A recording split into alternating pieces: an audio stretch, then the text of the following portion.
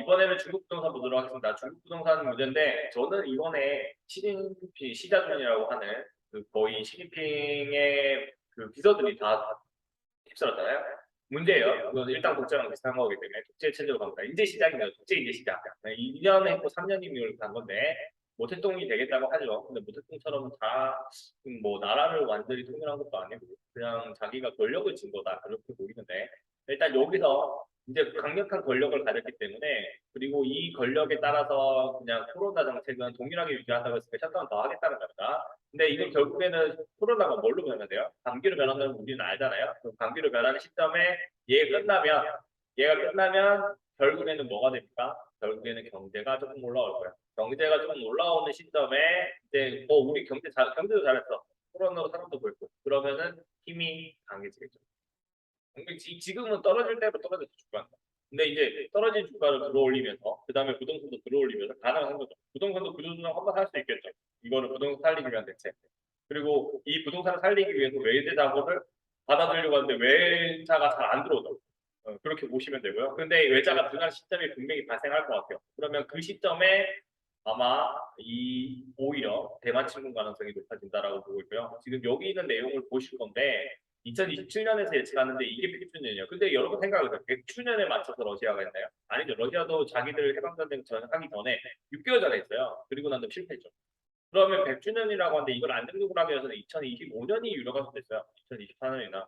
네. 근데 그러면 딱 뭐냐면 이번에 경제 위기를 잘 극복하고 요거를 딱 할 수 있겠죠. 다음 사이클. 그러니까 이렇게 이번에 경제 위기하면 또 2, 3년 더 올라가거든요. 올라가는 사이클을 밟고 정점에서 미국이 또 금리 인상하겠네. 금리 인하 정책 좀 해가지고 올라가서 금리 인상하겠네. 그러면은 꽝 거치면서 이번에 러시아 노를 중국이 할 수 있는 거죠. 근데 러시아랑 다르게 대만은 작은 지역이니까 바로 할 수도 있는 거고 그거를 지금 생각하고 있지 않을까? 그러니까 조금 보고 있어요. 네, 저는 그 정도로 보고 있고 그래서 이번에 다음 주에 내년에 나오는 해는 그건 거고요. 그다음에 이거와 관련해서 반도체인데 반도체는 제가 이제 걱정은 조금 되긴 해요. 근데 다음 사이클까지는 괜찮을 거예요, 반도체가. 그 다음 사이클에서 중국이 만약에 LT리플이 지금 힘들게 만든 것처럼 진짜 저가 반도체, 삼성전자를 위협할 수 있는 저가 반도체가 나온 다음에 힘들어지는 거고요. 그게 아니라면 긍정적으로 볼 수 있을 것 같습니다. 근데 이거는 끝까지 추적을 해보겠습니다. 자, 그리고 이제 뉴스를 한번 보면요. 중국입니다.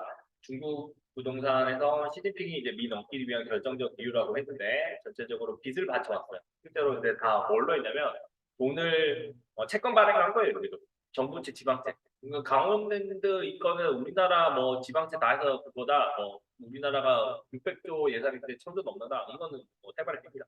네, 그렇게 보시면 되고요. 어, 그런 부분을 생각을 했을 때는 여기가 더 위험해질 수 있다. 이렇게 보시면 될 것 같고, 제로 코로나 정책이 이제 문제죠. 이제 첫 번째 이유죠. 이거를 그만해야 돼요. 근데 이것만 그만하면 많이 올라가요. 생각보다. 진짜 그렇습니다. 그러면은 사실상 전면적 봉쇄가 일시적 문제인데 이거를 극복해서 넘어가서 단기 정도로 변화하는 내년이 첫 할 것 같고요. 올해가 아닙니다. 올해 겨울까지는 아마 이걸로 계속 힘들게 할 겁니다. 그러면 이미 힘들잖아요. 그다음에 여기죠. GDP 100이 이만큼 올라왔어. 이거 엄청난 거죠. 가계와. 우리나라도 뭐 높다고 하지만 뭐 GDP 수준 대비입니다. GDP 수준. 네. 우리 가계 부채 비율이 1000%라는 건 가계가 가진 거 대비해서 그거고 이거는 중국 GDP가 상당히 높은데 GDP 대비 이렇게 된 겁니다. 네, 그렇게 보시면 되고요. 알려진 기반 있죠. 얘는 더 심합니다. 자, 금융위기도 있고, 그다음 부도 내고 있는 거 있고요. 인구 감소도 있어요. 중국은.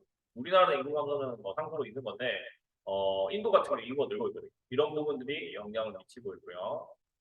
자녀 정책이 해결이 안 되고 있다고 합니다. 미국 초월 불가능하다. 사실상 그렇게 보고 있고, 불가능할 것 같죠. 결국에는 똑똑한 분들이 많이 이민을 온다는 것 자체가 중요하기 때문에 미국의 성장은 거의 기정사실이고 그걸 바꿀 수 있는 건 전쟁밖에 없다고 보고 있습니다. 그건 극단적으로 가는 거기 때문에 사실상 그렇지 않을까라고 보고 있는 거고 자, 그 다음에 중국이 업계를 살리지 않는 이유 아마 치사 선택을 할 겁니다. 이번에 기현 정권 공부하게 되기 때문에 방학 부전정하면은 칼 맞을 수 있죠. 그러니까 지금은 이제는 네, 이런 거죠. 외국인 투자자가 업계에 대한 대규모 구조금융을 희망하더라도 중국 정도 안 움직이고 시사 선택하면서 살릴 가능성이 있어요. 부동산은 4분의 1인데 다 살릴 수는 없으니까 일부만 살리고 나머지는 죽일 수 있다. 그러니까 지금 이제 독재 정책을 가서 우리 이 정책을 하고 난 다음에 좋아지거든요.